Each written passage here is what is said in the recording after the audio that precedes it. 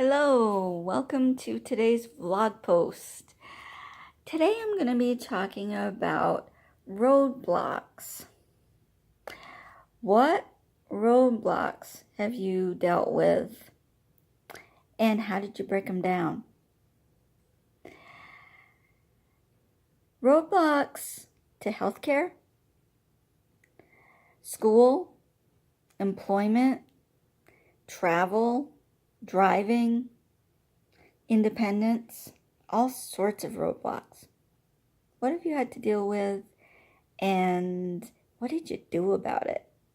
That's what I'd like to find out. For me, mostly I was my own roadblock. I was very shy. I've always been quite shy. And I was coddled, protected, especially by my mom, out of love, out of pure love, but still a little bit too much. And I was afraid to do anything on my own. Afraid to go to gym class because I didn't want to undress in front of my classmates. I know that I could have gone to the nurse's office. Looking back, yeah, but at the time I thought, oh, I'd have to undress in front of everybody.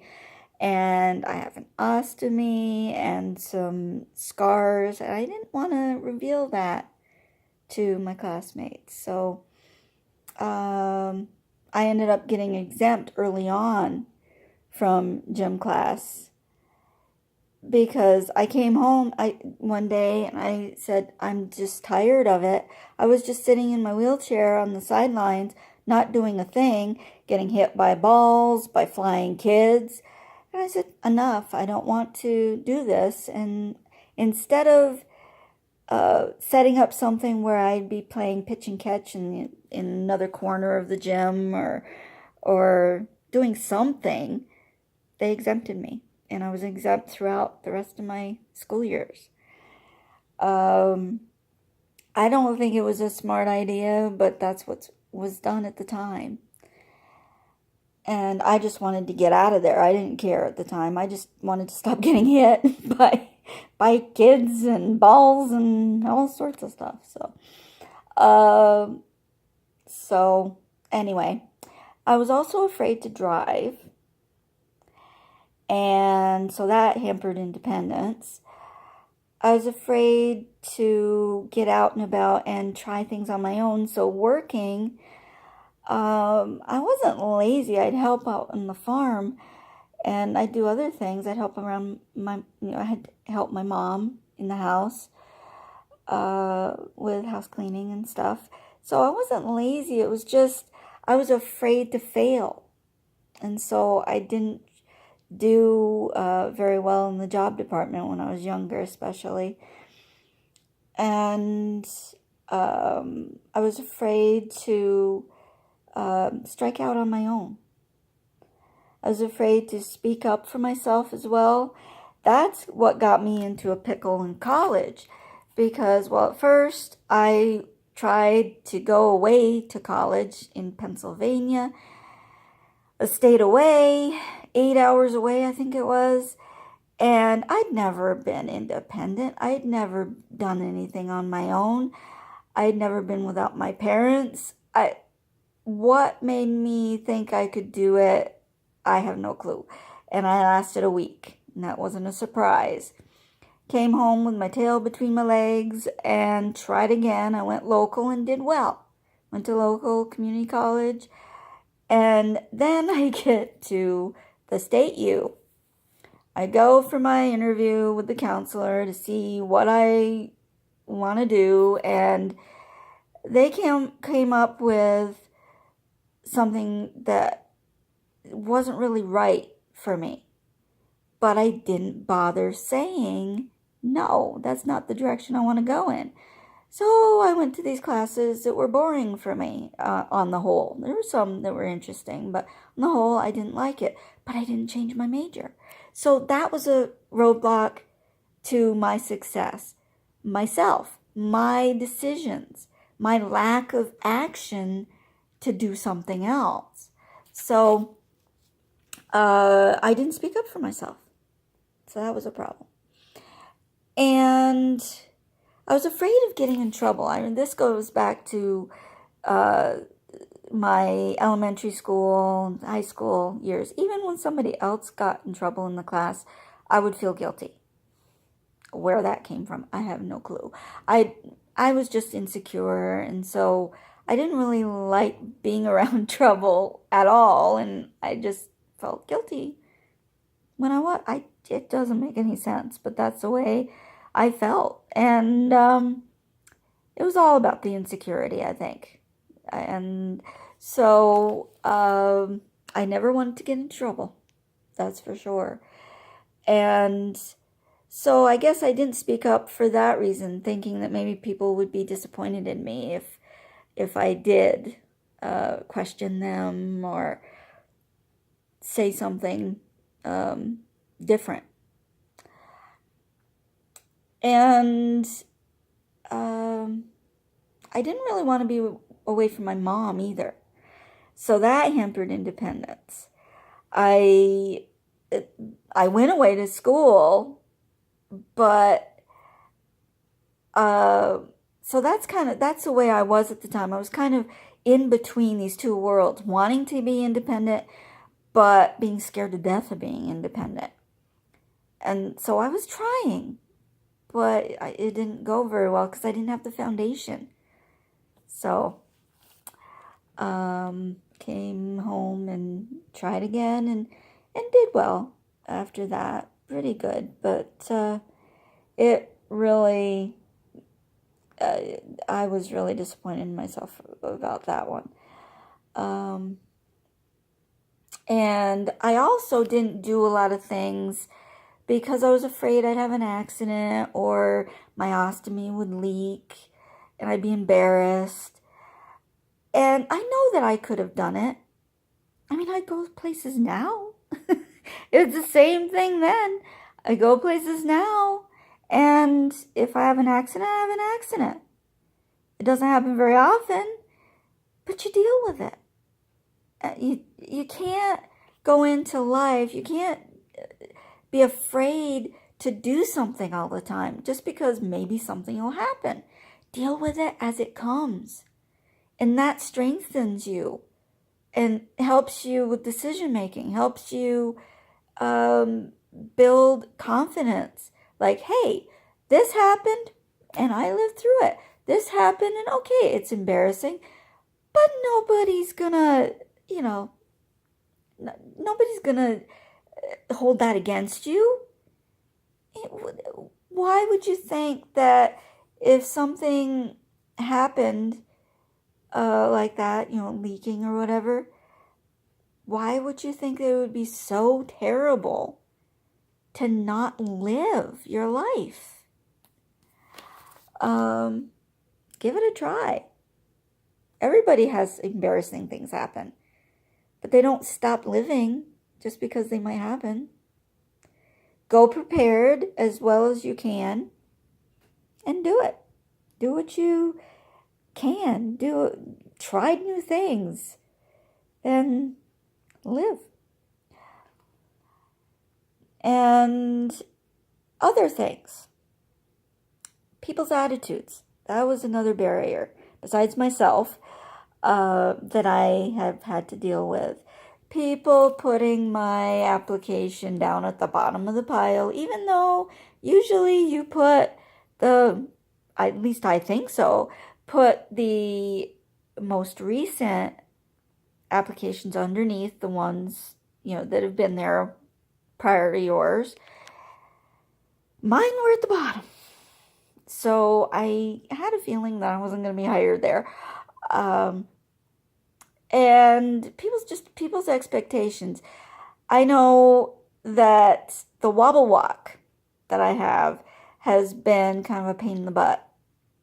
Because people see that and some people think, not everybody, but some people think, oh, well, you must be mentally challenged. I've had that happen to me, actually. Someone saw the way I walked and assumed I couldn't read. So if I didn't have that wobble walk, nobody know anything different was different. Yeah, nobody would know that I was born with spina bifida. Nobody would know that I have, health issues. But because of that, it sticks out. It makes me stick out. So people make their assumptions and think I can't do things that maybe I could. So I have to let them know. Wait a minute there. Not so fast. And so, okay, structural problems, out in public, I haven't really had too many issues. But as long as there's an elevator or the stairs have railings, I'm good. My husband will help me upstairs that don't have railings or up curbs. Or I go to the little cuts in the area that they use in the wheelchair areas. Well, I'll use those. But anyway, my husband's there to help me out if I need it. And I just don't do escalators. They creep me out. So I just don't like them because I feel unbalanced on them. And let's see. In elementary school, there were stairs. So I don't remember. I don't remember if I just totally did not go to certain classes. I think I tried and then eventually I didn't go, other than just, the gym class. I didn't go to music. I didn't go to art. I think there was another, I think it was the other one that I didn't go to because it was on a different floor. So that was partially me too. I'm sure people would have carried me down the stairs if I wanted to, but I was insecure about that. I didn't want anybody carrying me down the stairs, so I just opted not to go. So that kind of thing. In high school, they had an open plan. There were no doors on the classrooms. The library was it was kind of in the middle and open, so it was totally accessible.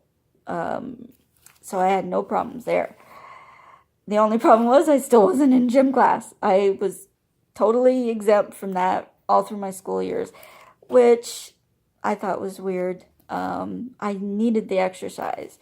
And even the nurse tried to get me interested in gym class in high school, tried to get me back into it. But I'd been away from it so long that I just wasn't interested. And so whenever I saw her coming, I'd turn around and walk the other way. That was so bad. And it would have done me so much good, but I didn't let people help me in that way. So that I was again the barrier. And so let's see. And also, I wanted to talk something about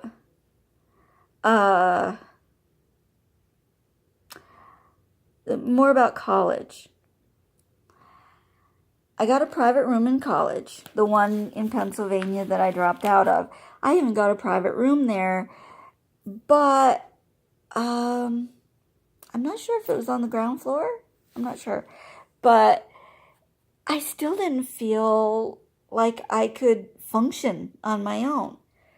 It was nice to have the private room because I didn't have to share it with anybody and explain the ostomy supplies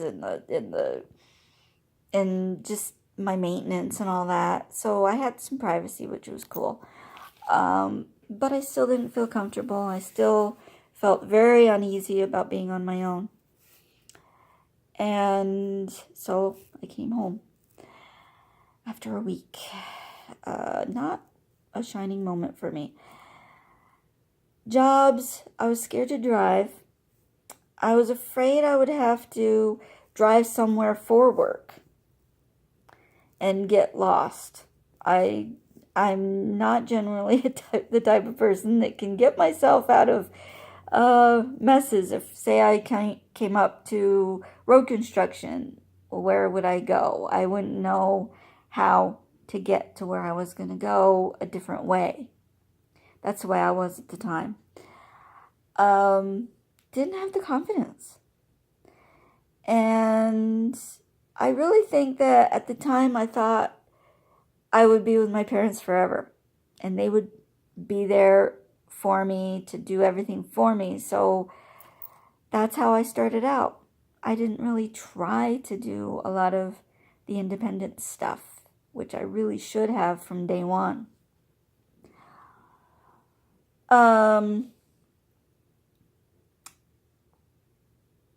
But then high school came, and I broke through some barriers in high school when I met my dear friend in 9th grade. You've heard about him before. And he totally changed my attitude. And people noticed. They noticed that something was different. And I still was afraid of driving. And I didn't have a ton of confidence. But I got involved in school activities. I joined clubs. I went to dances. And I just had generally a better feeling about myself and the world. And so I really credit him for giving me my life back and helping me, just be more alive. And so that helped. And but it wasn't until my husband got hurt in 2003 that things really came to a head. I really broke through some barriers then because I was on my own. I had my family and friends and neighbors around, and they were awesome. But there were things that I had to deal with that nobody else could. I knew the information. Nobody else could. I'd have to do it. And that was huge for me. Gave me such confidence. I really wish that he hadn't had to fall. I mean, he fell in 2003 off a ladder while he was shoveling snow off our roof, and fractured his skull in 2 places. And he was down for the count for a while. And I had to do stuff that I'd never done before. And I did it. I actually did it. That was eye-opening. And that gave me so much confidence, I didn't even know myself. It's like, whoa, I actually could do this. And so, yeah, that really broke some barriers down. It opened some doors. It made me realize, yeah, if something happened to my parents, something happened to Jim, I could do anything. I could handle it. I don't want things to go wrong, but if they do, I can handle it. And so that was massive. So then we moved out here to Utah, and I lost weight. I drove all over the city. Jim and I would go at 6 o'clock in the morning and go when nobody was on the roads and practice all over the city. And I can drive pretty much anywhere in the city. There's certain areas I'm like, no way. But most of the time I can. And I go to all my doctor's appointments. I drive myself. And I drive other places. I don't like to drive, but I can. And that's a huge, huge difference. So that was a life changer too, moving out here. And we have more friends here than we've ever had anywhere else. And I just feel comfortable. There's hardly any snow. There's some, but there's hardly any snow here, so I don't feel uncomfortable on the roads. And so it's great. It gave me a lot more confidence. And so life is good. Life is good. You can break down those barriers. And I work at home. I gave up on being out and about in the business world. I love working at home. I've worked at home for 20 some years now. I like it and it works for me. Maybe it'd be something that you could consider as well if you haven't had luck on the job front. But do what works for you in all areas, in school and work and activities. Be your own advocate. Tell people, no, that's not the way that I do things. That's not what's good for me. Stick up for yourself. And hopefully it all works out for you and it helps improve your life to get out there and have that confidence to do what you want to do and not let anybody discourage you. And work around those roadblocks. They're there, but they can be moved aside, or you can do anything that you want to do. You may have to alter it a bit for your abilities. That's fine. But do what you can do. Concentrate on what you can do instead of what you can't do. I'm always saying that, but it's true. That'll make a huge difference. You take care. Any questions?